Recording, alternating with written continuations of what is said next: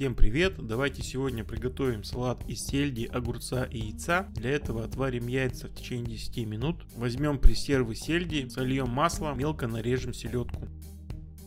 Далее возьмем свежие огурцы, мелко нарежем.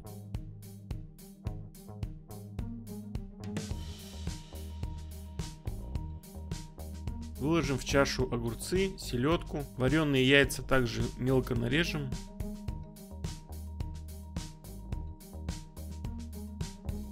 Добавим в чашу.